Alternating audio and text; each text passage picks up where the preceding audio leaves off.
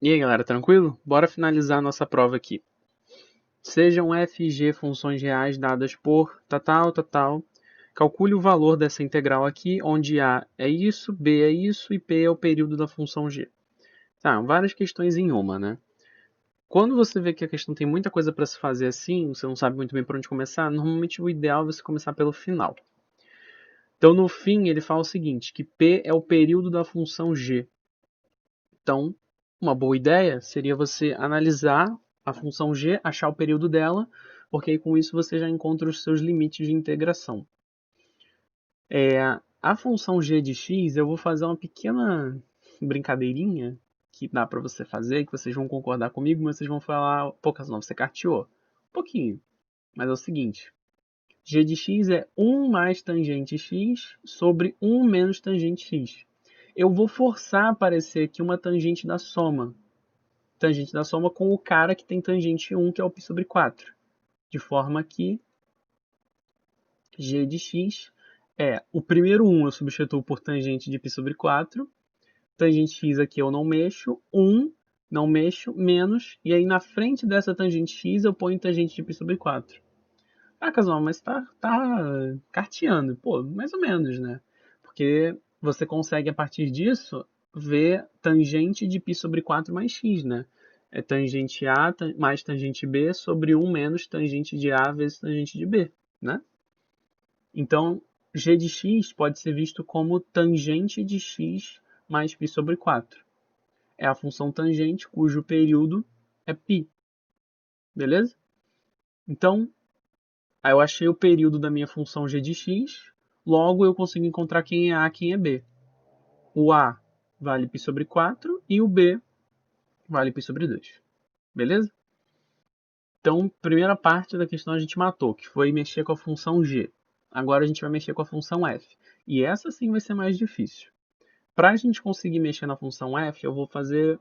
Tem várias formas de você chegar nesse resultado que eu vou chegar, tá? Eu vou chegar na que para mim, eu vou usar a que para mim foi a mais intuitiva, que é o seguinte. Vocês devem lembrar que seno do arco metade é raiz de 1 menos cosseno de x sobre 2. Por que eu estou invocando isso das cinzas? Porque eu olhei esse 1 menos cosseno e me veio esse estalo na cabeça.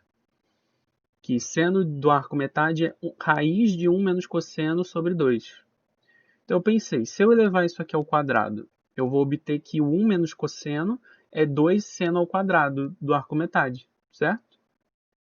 E aí eu posso substituir esse 1 menos cosseno por isso aqui. Pode ser algo bom.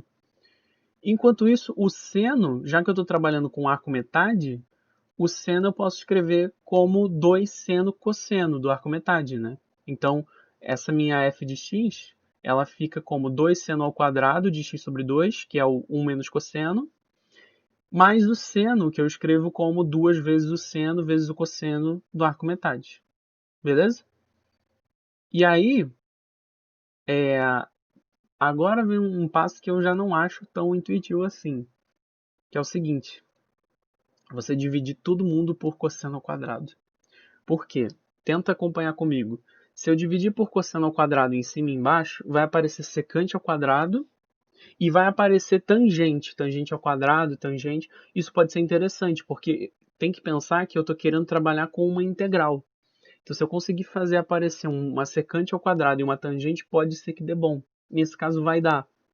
É meio manjado isso, sabe? E aí, eu só dividi por cosseno ao quadrado desse passo para cá, tá? E aí, o que eu fico? 1 sobre cosseno ao quadrado é secante ao quadrado. 2 seno ao quadrado sobre cosseno ao quadrado é 2 tangente ao quadrado. E 2 seno vezes cosseno dividido por cosseno ao quadrado fica 2 seno sobre cosseno. Fica 2 tangente. Beleza? E aí, isso daqui é uma coisa que dá pra gente brincar bem melhor. No caso, eu vou chamar tangente de x sobre 2 de u. Dado que eu fiz isso aqui, se eu derivar essa expressão... Ah, por que você chamou tangente x sobre 2 de u, Casanova? Porque eu percebi que pode dar bom. De fato, vai dar. E é muito, muito manjado você fazer essa substituição de u por uma tangente, se tiver uma secante ao quadrado envolvida. Então, U é tangente de x sobre 2, e quando você deriva essa igualdade, você obtém du igual, derivada de tangente é secante ao quadrado, como tem x sobre 2, a derivada do x sobre 2 é 1 meio, e aparece o dx aqui, beleza? Isso daqui, essas duas coisas, na verdade, vão ser o que a gente vai usar para resolver a integral, que é exatamente o que a gente vai fazer agora. Não se preocupa que eu vou deixar isso aqui anotado. Tá aqui, U é tangente de x sobre 2, e du é 1 meio da secante ao quadrado de x sobre 2, dx, tá? Aí, a minha integral é essa daqui. Integral de π sobre 4 até π sobre 2, que foram o a e o b que eu descobri, de f de x dx. O f de x eu descobri ali no outro slide, que pode ser escrito dessa forma, certo? Secante ao quadrado dividido por 2 tangente ao quadrado mais 2 tangente. E isso daqui eu vou substituir por u. Repara que embaixo eu tenho 2u ao quadrado mais 2u. E em cima eu tenho secante ao quadrado dx. Então eu posso pegar secante ao quadrado dx, juntar com esse 2 que está embaixo e dar exatamente o du. Ou seja, eu fico com essa integral aqui, du sobre u ao quadrado mais u. Tranquilo? Vê se essa passagem está batendo para você antes de continuar. E claro, por que que os limites de integração mudaram? Porque mudou a variável. A variável não é mais x. Agora a variável é u. Então eu escrevi de forma genérica aqui, né, u do π sobre 2 e o u do π sobre 4. Eu vou trabalhar isso mais à frente.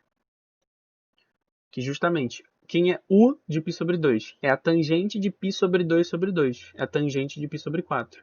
Quem é u de π sobre 4? É a tangente de π sobre 4 sobre 2, que é a tangente de π sobre 8. Beleza? Então esses são os meus novos limites de integração. E 1 sobre u ao quadrado mais u, isso é um pouco manjado também, mas tem como você resolver por frações parciais. Você consegue escrever 1 sobre u ao quadrado mais u como 1 sobre u menos 1 sobre u mais 1. Beleza? E aqui o du mantém. Se você fizer a prova real, você chega nisso aqui. Tá? E aí que deu bom, né? Porque integral de 1 sobre u é ln do módulo de u. Integral de 1 sobre u mais 1 é ln do módulo de u mais 1. Claro, como u está variando de tangente de π sobre 8, que é positiva, até tangente de π sobre 4, que é positiva, o módulo não vai ser necessário. Vai ser ln de u menos ln de u mais 1. É exatamente isso que a gente obtém aqui. Indo de a tangente de π sobre 4 você lembra que é 1, tenho certeza. A tangente de π sobre 8 nem todo mundo lembra, mas eu aconselho a lembrar. Porque, por exemplo, aqui foi importante. Aí você teria que, na hora da prova, parar para calcular a tangente do π sobre 8, que é o 22,5. Mas a tangente dele não é feia, cara. É bonito, é raiz de 2 menos 1. Então, isso é um arco que vale a pena decorar. A tangente do 22,5 graus ou π sobre 8, tá? E aí você tem ln de u menos ln de u mais 1, indo de raiz de 2 menos 1 até 1.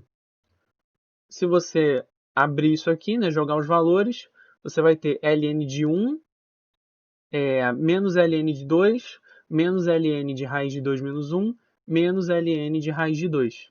ln de 1 é 0, então fica menos ln de 2, menos ln de raiz de 2 menos 1, menos ln de raiz de 2. Beleza? Isso nos dá, como ln de 1 é 0, se a gente juntar esses ln's, a gente fica com ln de raiz de 2 dividido por 2 vezes raiz de 2 menos 1, que se a gente multiplicar por raiz de 2 mais 1 em cima e embaixo, a gente chega em ln de 2 mais raiz de 2 sobre 2. Ok? Tranquilo? Que aí seria letra B. Questão complexa, complicada e difícil. Mas poucas questões nessa prova não foram. Então, com isso, fechamos a prova, para mim, mais difícil da Escola Naval e uma das mais difíceis que eu já vi. E realmente espero que tenha ajudado vocês a lembrar algumas coisas, aprender coisas novas e tirar algumas dúvidas. Tá? De verdade, de coração, espero que vocês tenham aprendido. É isso. Muito obrigado, até a próxima.